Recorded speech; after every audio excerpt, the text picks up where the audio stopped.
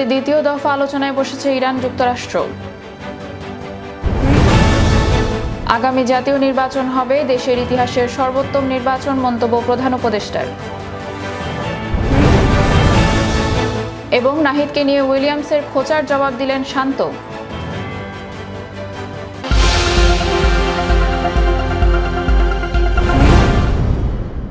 ইতালির রাজধানী রোমে ইরান ও যুক্তরাষ্ট্রের মধ্যে দ্বিতীয় দফার পরোক্ষ আলোচনা শুরু হয়েছে।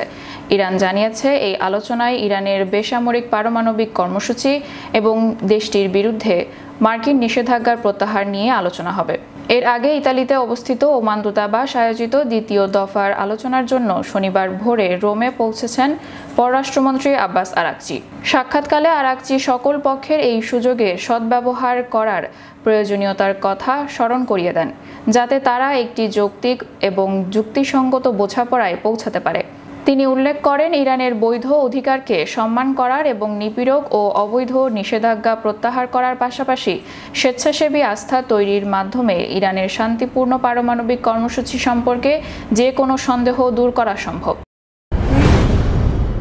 কলম্বিয়ার প্রেসিডেন্ট গুস্তাভো পেট্রো শুক্রবার গভীর রাতে গাজায় ইসরায়েলের বর্বর হামলার নিন্দা করেছেন। একই সঙ্গে তিনি ফিলিস্তিনিদের এই দুর্দশাকে যীশুখ্রিস্টের কষ্টের সঙ্গে তুলনা করেছেন।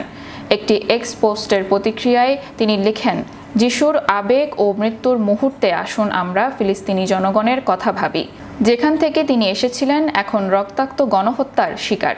উল্লেখ্য, খ্রিস্টীয় পবিত্র সপ্তাহ পালনের সময় পেট্রোর এই বক্তব্য এসেছে, যা এর প্রতীকী গুরুত্বকে আরও তীব্র করে তুলেছে। কলম্বিয়ার এই নেতা গাজায় ইসরায়েলের সামরিক অভিযানের একজন স্পষ্ট সমালোচক। বারবার তিনি যুদ্ধাপরাধের অভিযোগ এনেছেন। গাজায় ইসরায়েলের অব্যাহত হামলার মধ্যেই দুপক্ষের মধ্যে যে যুদ্ধবিরতি আলোচনা চলছে তা শর্তে আবর্তে আটকে আছে। ইসরায়েলের একটি অন্তর্বর্তী যুদ্ধবিরতির প্রস্তাব দিয়েছিল, যা প্রত্যাখ্যান করেছে হামাস। ফিলিস্তিনের সংগঠনটি বলেছে তারা গাজায় যুদ্ধ বন্ধে একটি পূর্ণাঙ্গ চুক্তি চায়। পাশাপাশি ইসরায়েলের কারাগারে থাকা ফিলিস্তিনিদের বিনিময়ে তাদের হাতে থাকা বাকি সব জিম্মিকে তারা মুক্তি দিতে আগ্রহী। ফিলিস্তিনের স্বাধীনতাকামী গোষ্ঠীর প্রধান খলিল আল হায়া জানান, তারা আর কোনো ধরনের অন্তর্বর্তী চুক্তিতে রাজি হবেন না। তিনি বলেন, নিজেদের রাজনৈতিক এজেন্ডার ঢাল হিসেবে বেনিয়ামিন নেতানিয়াহু ও তার সরকার এসব সাময়িক চুক্তিকে ব্যবহার করছে। সব জিম্মিকে বলি দিয়ে হলেও তারা এটা করতে চায়। আমরা এই নীতি বাস্তবায়নের অংশ হতে চাই না।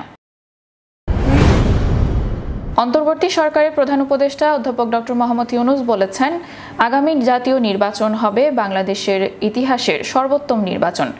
এটি দেশের গণতান্ত্রিক যাত্রায় একটি মাইলফলক হিসেবে বিবেচিত হবে। তিনি বলেন, এই নির্বাচন হবে অবাধ, সুষ্ঠু ও অংশগ্রহণমূলক। শনিবার রাষ্ট্রীয় অতিথি ভবন যমুনায় Asian network for free election এর একটি প্রতিনিধি দলের সঙ্গে সাক্ষাৎকালে তিনি কথা বলেন। প্রতিনিধি দল প্রধান উপদেষ্টার সঙ্গে মতবিনিময়ের সুযোগ পেয়ে কৃতজ্ঞতা প্রকাশ করে এবং স্বচ্ছ ও বিশ্বাসযোগ্য নির্বাচন আয়োজনের লক্ষ্যে বাংলাদেশের সংশ্লিষ্ট অংশীদারদের সঙ্গে কাজ চালিয়ে যাওয়ার প্রত্যয় পুনর্ব্যক্ত করে। আওয়ামী লীগের ঝটিকা মিছিল কন্ট্রোল করতে না পারলে পুলিশের বিরুদ্ধে কঠোর ব্যবস্থা নেওয়া হবে বলে জানিয়েছেন স্বরাষ্ট্র উপদেষ্টা জাহাঙ্গীর আলম চৌধুরী। শনিবার দুপুরে ডিএমপির বিমানবন্দর থানা পরিদর্শনে এসব কথা বলেন তিনি। এ সময় তিনি বলেন, আওয়ামী লীগের কার্যক্রম ও ঝটিকা মিছিলের বিরুদ্ধে পুলিশের কোনো রকম নিষ্ক্রিয়তা পেলে কঠোর ব্যবস্থা নেওয়া হবে। তারা যদি এগুলো ভালোভাবে কন্ট্রোল করতে না পারে তাহলে তাদের বিরুদ্ধে ব্যবস্থা নেওয়া হবে। পুলিশ সদস্যদের বদলি করার পরও তারা বিভিন্ন কর্মক্ষেত্রে যোগদান করছে না, এমন এক প্রশ্নের জবাবে তিনি বলেন, যাদের বদলি হওয়ার পরেও তারা কর্মস্থলে যোগদান করছে না এমন প্রমাণ পেলে তাদের বিরুদ্ধে সরকার অবশ্যই ব্যবস্থা নেবে।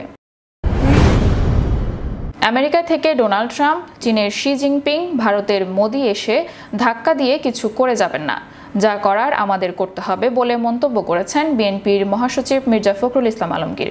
শনিবার রাজধানীতে বাংলাদেশের ক্ষমতায়ন, নেতৃত্ব, ঐক্য এবং প্রবৃদ্ধির পথ শীর্ষক আলোচনা সভায় বিএনপির মহাসচিব মির্জা ফখরুল ইসলাম আলমগীর এসব কথা বলেন। মির্জা ফখরুল বলেন, আমি দৃঢ়ভাবে বিশ্বাস করি দেশের পরিস্থিতি ও ভবিষ্যৎ ভালো হবে, খুব ভালো হবে। তিনি বলেন, ডক্টর ইউনূস সাহেবকে দায়িত্ব দেওয়া হয়েছে, তিনি চেষ্টা করছেন, তাকে ধন্যবাদ জানাই। আশা করি ডক্টর ইউনূস সফল হবেন। আসুন আমরা নিজেরা নিজেদের সাহায্য করি। মাঠের লড়াইয়ের আগেই কথা শুরু হয়ে গেছে বাংলাদেশ ও জিম্বাবুয়ের ক্রিকেটারদের মাঝে। শুরুটা করেছেন জিম্বাবুয়ের ব্যাটার শন উইলিয়ামস।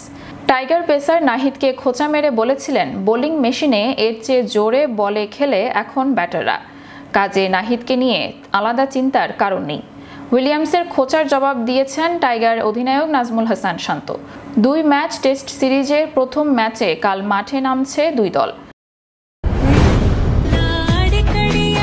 মেট্রোয় বসে ঘুমে ঢলে পড়ছিলেন এক তরুণ, আর তা দেখে কাছে টেনে মাথায় হাত বুলিয়ে তাকে যেন ঘুম পাড়িয়ে দিচ্ছেন এক তরুণী যাত্রী। এদিকে তরুণও দিব্যি ঘুমোচ্ছিলেন। এমন একটি মজার ভিডিও ছড়িয়ে পড়েছে সোশ্যাল মিডিয়ায়। কোলে ব্যাগ নিয়ে মেট্রোয় বসেছিলেন এক তরুণ। ক্লান্ত হয়ে বারবার ঘুমে ঢলে পড়ছিলেন তিনি। তার পাশে অন্য যাত্রীরাও বসেছিলেন। জায়গা না পেয়ে কেউ কেউ আবার দাঁড়িয়েছিলেন। ঘুমে ঢলে পড়া ওই তরুণের সামনে দাঁড়িয়েছিলেন এক তরুণী। ক্লান্ত তরুণকে দেখে সামনে এগিয়ে গেলেন তিনি। তরুণের খুব কাছাকাছি দাঁড়ালেন তিনি। কিছুক্ষণ সেভাবে দাঁড়িয়ে তরুণের মাথা নিজের দিকে টেনে নিলেন তরুণী যাত্রী। তরুণের মাথায় হাত বুলিয়ে তাকে যেন ঘুম পাড়িয়ে দিতে শুরু করলেন তিনি। তরুণও দিব্যি ঘুমোচ্ছিলেন। হঠাৎ ঘুম ভেঙে চমকে ওঠেন তিনি। লজ্জা পেয়ে তাড়াতাড়ি সরে যান। এমন একটি মজার ভিডিও ছড়িয়ে পড়েছে সামাজিক যোগাযোগ মাধ্যমে, যা এখন রীতিমতো ভাইরাল। ভিডিওয় দেখা যায় মেট্রোয় এক তরুণী যাত্রীর গায়ে মাথা রেখে এক তরুণ ঘুমিয়ে পড়েছেন। অপরিচিত তরুণের মাথায় হাত বুলিয়ে তাকে যেন ঘুম পাড়িয়ে দিচ্ছেন ওই তরুণী। ঘটনাটি ঘটেছে দিল্লি মেট্রো স্টেশনে। তবে কবেকার ঘটনা সে বিষয়ে কিছু জানা যায়নি। আসলে মেট্রোর ভেতর বসার জায়গা না পেয়ে দাঁড়িয়েছিলেন এক তরুণী। তার সামনে কোলে ব্যাগ রেখে বসেছিলেন ওই তরুণ। মেট্রোয় বসে থাকতে থাকতে চোখ লেগে গিয়েছিল তার। বারবার সামনের দিকে মাথা ঝুঁকিয়ে ফেলছিলেন তিনি। তরুণের এই অবস্থা দেখে তার কাছাকাছি দাঁড়ান তরুণী যাত্রী। কিছুক্ষণ কাছাকাছি দাঁড়িয়ে থাকার পর তরুণকে কাছে টেনে তার মাথায় হাত বুলিয়ে যেন ঘুম পাড়াতে শুরু করলেন তিনি। তরুণ তখনও ঘুমে কাদা। কয়েক সেকেন্ড পর ঘুম ভাঙে তার। অপ্রস্তুত হয়ে সঙ্গে সঙ্গে সরে যান তরুণ। ক্লান্ত চোখ মুখ নিয়ে লজ্জায় অন্যদিকে তাকিয়ে থাকেন তিনি। তরুণের মুখও লজ্জায় লাল হয়ে যায়। তবে তরুণীর ঠোঁটে দেখা যায় দুষ্টু হাসি। ভিডিওটি দেখে নেটিজেনদের একাংশের অনুমান সেই তরুণ তরুণী একে অপরের পরিচিত। হয়তো তারা সম্পর্কেও থাকতে পারেন। অন্য একাংশের দাবি তারা একেবারেই অপরিচিত। ভিডিওটি দেখে এক নেটিজেন মজা করে লিখেছেন, আহা, অফিস থেকে ফেরার সময় আমিও তো এভাবে ঢুলতে থাকি। তখন যদি এমন কাউকে পেতাম। মেট্রোর ভিড়ে তখন টেকা দায় হয়ে পড়ে। Channel 52 news desk.